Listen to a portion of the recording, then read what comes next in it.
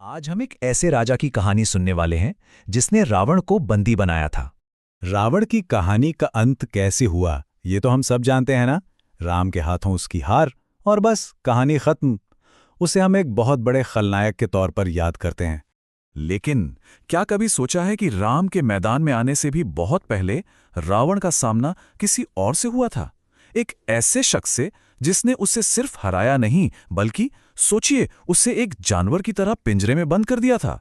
तो चलिए आज जानते हैं महिष्मती के उसी गुमनाम राजा की भूली बिसरी कहानी। तो देखिए, ये कहानी रावण से शुरू नहीं होती। ये शुरू होती है एक राजा से जिनका नाम था कृतवीर्य। अब राजा कृतवीर्य के पास सब कुछ था, धन दौलत राजपाट, लेकिन एक चीज नहीं थी, एक वारिस। और उस जमाने में एक राजा के लिए इससे बड़ी चिंता की बात और क्या हो सकती थी। तो अपनी इसी चिंता को लेकर राजा कृतवीर्य और उनकी पत्नी पहुंचे भगवान दत्तात्रेय की शरण में। दत्तात्रेय को ब्रह्मा विष्णु और महेश तीनों का मिला जुला रूप माना जाता है। जाहिर है उनकी शक्तियां भी उतनी ही महान थी। बहुत कठोर तपस्या की राजा ने और फिर दत्तात्रेय प्रसन्न होकर प्रकट हुए। उन्होंने राजा से वरदान मांगने को कहा और राजा ने जो मांगा वो कोई मामूली वरदान नहीं था। उन्होंने कहा, मुझे एक ऐसा बेटा चाहिए जिससे कोई हरा ना सके, ना कोई देवता ना कोई दाना ना इंसान। उसे अगर कोई हरा पाए तो वो सिर्फ आप हों। और बस यहीं से एक ऐसे राजा के जन्म की नींव रखी गई जिसकी कहानी सच में पुराणों में बिल्कुल अलग है। वरदान फलीभूत हुआ, एक बेटे का जन्म हुआ जिसका नाम रखा गया कार्तवीर्य अर्जुन। और पता है सबसे हैरान करने वाली बात क्या थी? पुराण कहते हैं कि वो 1000 भुजाओं के साथ पैदा हुआ था। हाँ, बिल्कुल सही सुना, ये कोई मुहावरा नहीं है, सचमुच की 1000 भुजाएं। लेकिन कार्तवीर्य अर्जुन सिर्फ अपने वरदान के भरोसे नहीं बैठे। उन्होंने खुद 10,000 साल तक तपस्या की, शासन की हर कला सीखी और जितने भी दिव्य अस्त्र थे सब पर महारत हासिल की। और इन्हीं सब के बल पर वो बने सम्राट चक्रवर्ती। वायु पुराण में तो यहां तक लिखा है कि उनका राज 85,000 सालों तक चला। सोचकर देखिए, एक ऐसा स्वर्ण युग जहां ना कोई गरीब था ना कोई दुखी और अधर्म का तो नामो निशान तक नहीं था।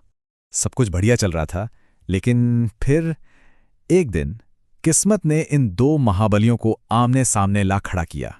हुआ यूं कि एक दिन कार्तवीर्य अर्जुन अपनी रानियों के साथ नर्मदा नदी में जल क्रीड़ा कर रहे थे और बस मजाक मजाक में उन्होंने अपनी 1000 भुजाओं को फैलाकर नदी का पूरा बहाव ही रोक दिया। अब जरा सोचिए, जब इतनी बड़ी नदी का पानी रुकेगा तो क्या होगा? पानी उल्टा बहने लगा और सीधा जा पहुंचा रावण के शिविर में। वहां रावण शांति से शिव की पूजा कर रहा था और अचानक आई इस बाढ़ ने उसकी पूजा भंग कर दी। बस फिर क्या था, रावण का गुस्सा 7वें आसमान पर पहुंच गया। भाई, वो रावण था जिसने इंद्र तक को हरा दिया था। वो भलाई अपमान कैसे सहता? उसने तुरंत अपने सेनापति प्रहस्त को एक सीधा साधा संदेश देकर भेजा, जाकर कहो या तो युद्ध के लिए तैयार हो जाएं या फिर सब कुछ छोड़कर जंगल निकल जाएं। कार्तवीर्य अर्जुन ने जब ये संदेश सुना तो वो हंस पड़े। उन्होंने प्रहस्त से कहा, अच्छा, वो रावण जिसकी 20 भुजाएं हैं, जरा उससे जाकर पूछो कि क्या उसकी वो 20 भुजाएं मेरी 1000 भुजाओं के सामने टिक भी पाएंगी। तो बस अब तो युद्ध होकर ही रहना था। एक तरफ था लंकापति रावण जिसे ब्रह्मा और महादेव से वरदान मिले थे, और दूसरी तरफ था सम्राट कार्तवीर्य अर्जुन जिसके पास दत्तात्रेय का वरदान तो था ही, साथ में थी 1000 भुजाएं। इसे युद्ध कहना भी शायद गलत होगा, ये तो एक तरफा मुकाबला था। कार्तवीर्य अर्जुन ने रावण की पूरी सेना को पलक झपकते ही खत्म कर दिया और रावण, उसे हराना तो जैसे बच्चों का खेल था। लेकिन रुकिए, कहानी अभी खत्म नहीं हुई है, क्योंकि असल में जो हैरान करने वाली बात थी वो तो इस युद्ध के बाद हुई। कार्तवीर्य ने रावण को सिर्फ हराया नहीं, उन्होंने उसे जंजीरों से बांधा और अपनी राजधानी महिष्मती ले आए और वहां उसे जेल में डाल दिया। वायु पुराण कहता है कि उसे एक जंगली जानवर की तरह कैद में रखा गया। जरा सोचिए, वो रावण जिससे तीनों लोग कांपते थे आज एक पिंजरे में बंद था। जब ये खबर रावण के दादा महान ऋषि पुलस्त्य तक पहुंची तो वो बहुत दुखी हुए। वो सब कुछ छोड़कर खुद अपने पोते की रिहाई की गुहार लगाने के लिए महिष्मती पहुंचे। और यहीं पर कार्तवीर्य अर्जुन की महानता दिखती है। उन्होंने इतने बड़े ऋषि को अपने दरवाजे पर देखा तो एक पल भी नहीं सोचा, ना कोई शर्त रखी, ना कोई बहस की। उन्होंने तुरंत रावण को आज़ाद कर दिया, और सिर्फ आज़ाद ही नहीं किया बल्कि उसे तोहफे देकर पूरे मान सम्मान के साथ विदा किया। अब सवाल ये उठता है कि ये सब हुआ कैसे? रावण तो अजेय था, उसे तो ब्रह्मा का वरदान था कि कोई देवता, कोई असुर उसे नहीं मार सकता। लेकिन यहीं पर एक पेच था। अपने घमंड में रावण ने कभी इंसानों से सुरक्षा का वरदान मांगा ही नहीं। और कार्तवीर्य अर्जुन क्या थे? एक इंसान, एक मानव राजा। बस इसी वजह से वो रावण पर भारी पड़ गए।